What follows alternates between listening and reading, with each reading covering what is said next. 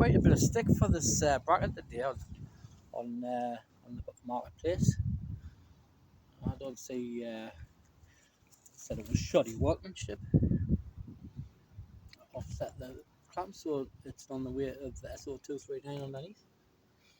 There's a 3/8 stud mount on the bottom. It will go horizontal to make a dipole, but the kit is as is. Plate, the induction coil 40 meters, the bridge, so you can undo your 40 meters and go 22 to I think 4.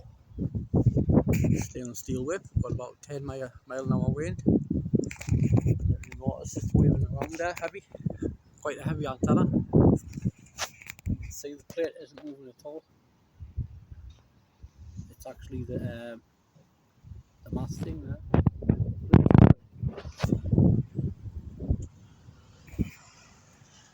Yeah, 40 quid, including postage.